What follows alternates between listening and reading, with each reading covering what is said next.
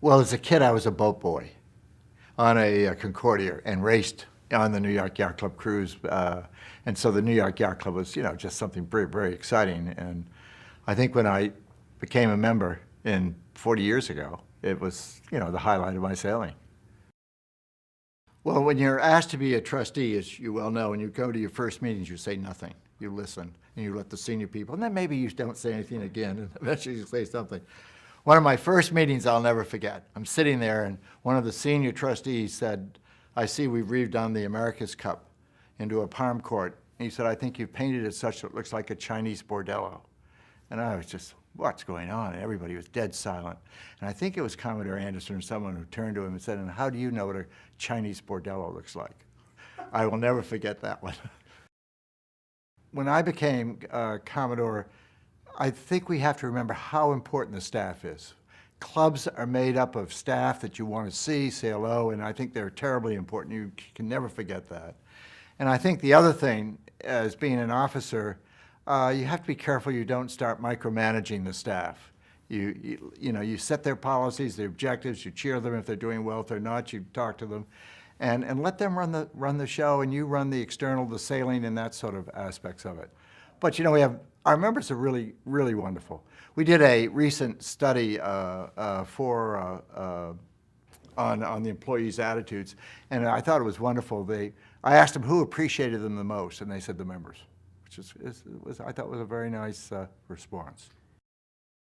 When I became executive director, everybody gave me a hard time saying sailing's an elitist sport.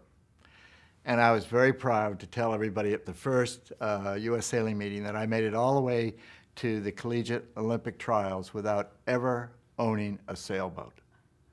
I used to cut lawns, and then I'd go to yacht club and I'd stand around and I'd get a crew job, and then eventually someone bought a house that had a small sailboat, and I was cutting their lawns, and I said, well, could I use your sailboat to teach your kids how to sail?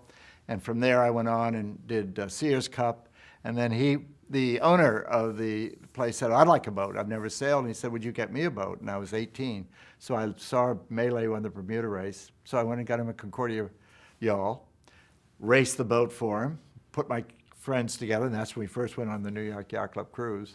And then went to college and, like yourself, did collegiate racing. And so you don't need to own boats. There are other ways to get there if you really care.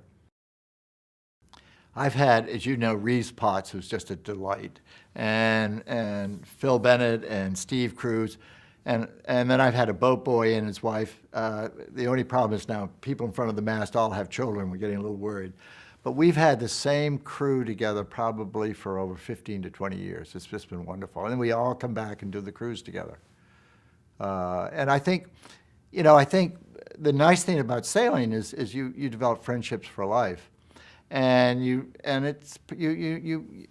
if you learn nothing else as a skipper, you better learn how to motivate people and include everybody into what you're doing, and not saying, well, you're a foredeck person, you're this. And you have to show them the whole picture and include them and tell them how important they are. To promote the highest form of sportsmanship in national and international yacht racing forums and yacht racing competitions. That's our last statement. And we used to say Corinthian because when we wrote this back 15 or so years ago, the professional side of sailing was just beginning to develop. And today we recognize that, and it's an important part of our sailing. Well, we didn't have the America's Cup anymore. We had lost the America's Cup, and we sat around and said, well, why don't we have a wonderful week of racing where we invite every club that ever was involved in the America's Cup from overseas to come and join us, bring their boats, bring their crews. And as you know, you did that wonderful film on it. We had over 3,000 sailors, of which a third of them are from other countries, whether it be the Royal Yacht Squadron, the Royal Thames, from Australia, all over. It was just a wonderful event. And it just went clockwork, and it's an example of what the New York Yacht Club can do, and it puts all of its assets behind it. And actually, Charlie Robinson was my sort of COO on that one. He did a phenomenal job.